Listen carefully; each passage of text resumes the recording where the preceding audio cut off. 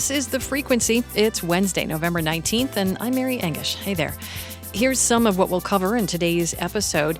People who get Medicare health insurance need to take action soon to get the coverage they need. A statewide program that provides shelter during the coldest months for people without housing will start up soon. And a former artistic director at the Kennedy Center curates the Burlington Jazz Festival. First, some news. Most Vermonters won't be able to purchase Medicare Advantage plans on the individual market next year.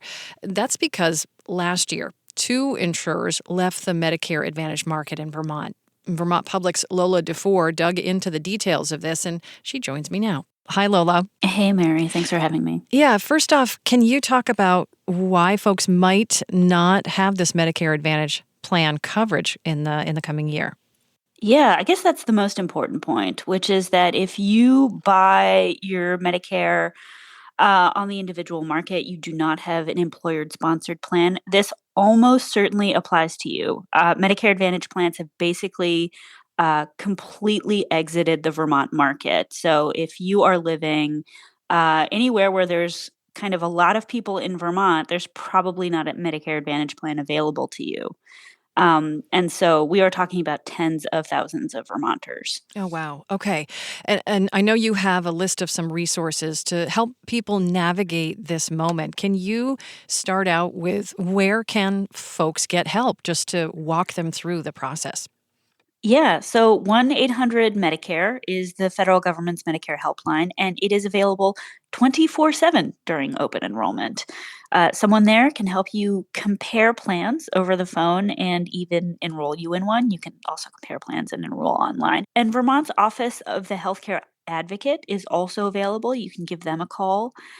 There are also these statewide webinars that Vermont SHIPS, that's the State Health Insurance Assistance Program, are still putting on, even though they're not taking individual appointments. And if you want to find out more about those, you should reach out to your local agency on aging to find out where to sign up. Is there financial help that's available for people who are, trying to navigate this and sign up for things? They're probably thinking, what if I get the news that it might be not affordable for me to have this particular coverage? Yeah, so Medicare can be expensive. And so there is some help depending on your income. The state's Medicare Savings Program is available to you and could help cover part of your Medicare Part B premium.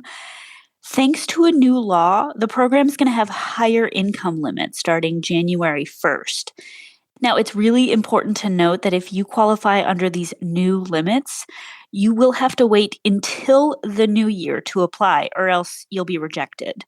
Okay, Lola, it sounds like, as per usual, with insurance and health plans and things, that procrastination is not your best friend in this instance. Are there some deadlines that folks should keep in mind? Yeah, so open enrollment ends December 7th, which is really coming up. However, if you're losing your Medicare Advantage plan, you can take advantage of a longer special enrollment period, which goes well into 2026. However, you are going to want to sign up by December 31st of this year to avoid a lapse in coverage at the beginning of the year. You probably got a notice from your insurer that they're discontinuing coverage. You need to hold on to that. It's proof of eligibility for a whole bunch of stuff. That's Vermont Public's Lola DeFore walking us through some steps for folks who've lost their Medicare Advantage plan. Lola, appreciate your reporting so much. Thank you. You bet. Thanks, Mary. Lots more details plus helpful links at vermontpublic.org. The coldest part of the year is just around the corner. Vermonters who run the state's extreme cold weather shelter program, they're gearing up for an influx of need. This year, the Vermont Interfaith Action Network will administer shelter operations. Tom Morgan is one of the project leads. He spoke on Vermont Edition on Monday and says the statewide program serves people experiencing homelessness during periods of extreme cold. So we were able to create 7, which we're going to kick off on 1st of December. We feel very fortunate to have these partners that are willing to do this really difficult work of sheltering some of the most vulnerable Vermonters during the most extreme conditions. That program activates when the temperature drops below minus 10 degrees, including wind chill, and it runs through April 1st of next year. Attorney General Charity Clark is notifying Vermonters to be alert of a new phone and text scam targeting SNAP recipients. The state's Supplemental Nutrition Assistance Program is known in Vermont as 3 Squares VT, and Clark says scammers call or send text messages fraudulently claiming that the client's EBT card has been locked. Scammers then instruct SNAP card holders to call back and verify their eligibility. The Attorney General says government officials will never text or call clients to request this information. You can report possible scams to the state's Consumer Assistance Program, and that number is 800-649-2424. There's a new 3-story apartment building in West Rutland. Cornerstone Housing Partners co-developed this $13 million project, and the building offers a mix of affordable 1- and 2-bedroom units along with studios. Mary Cohen is Cornerstone's CEO, and she says being able to offer 24 new energy-efficient units could help families and seniors looking to downsize, and she expects some will be able to move in before Thanksgiving. What is so critically important about permanent affordability is that it lasts for generations. We have covenants on these properties that say that they will remain perpetually affordable. That piece of it is so vital to having thriving communities. Cornerstone partnered on this particular project with Evernorth, and that's another housing nonprofit that operates in Vermont as well as in New Hampshire and in Maine. Coming up, we'll learn why Jay Peak Resort is warning early season skiers about safety concerns, and we'll hear who's been tapped to curate the next Burlington Discover Jazz Festival. That's coming right up.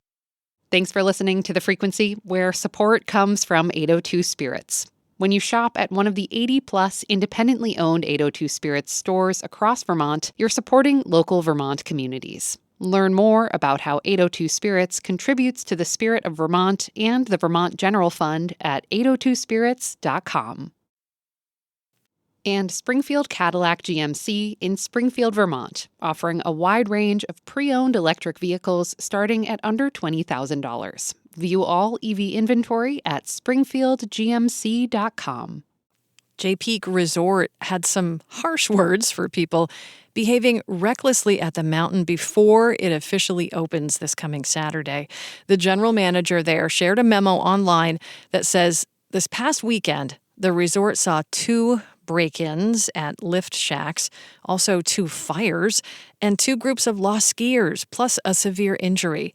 And he reminded folks that the Jay Peak Ski Patrol, they're not out yet, and that operations teams are still busy working on getting the mountain ready for the season. Some of that work involves safety hazards. The resort is asking people to pay attention to its uphilling policies and cautions that it may have to suspend uphill access if these problems persist. A pianist, composer, and educator will curate the 2026 Burlington Discover Jazz Festival. The Flynn announced Jason Moran will lead the 43rd iteration of the festival. That's a recording of him that you're hearing right now performing the piece called Carolina Shout at the Kennedy Center back in 2019. Now, Moran has 15 records to his name. He was also named a MacArthur Fellow in 2010, and a year later he was named the Artistic Director for Jazz at the Kennedy Center. Moran left that position this past July. He's actually part of a cohort of artists who cut ties with the Kennedy Center. That's after President Donald Trump removed the center's president and board chair. And next year's Burlington Discover Jazz Festival, it'll run from June 3rd to June 7th, and the theme is the Black traditions that shaped American jazz.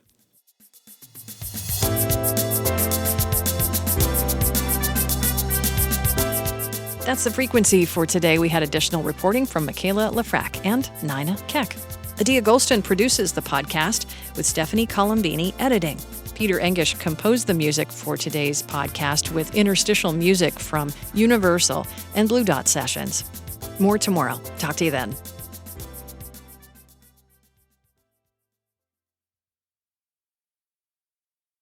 Sources and methods, the crown jewels of the intelligence community. Shorthand for how do we know what's real? Who told us? If you have those answers, you're on the inside, and NPR wants to bring you there. From the Pentagon to the State Department to spy agencies, listen to understand what's really happening and what it means for you. Sources and Methods, the new national security podcast from NPR.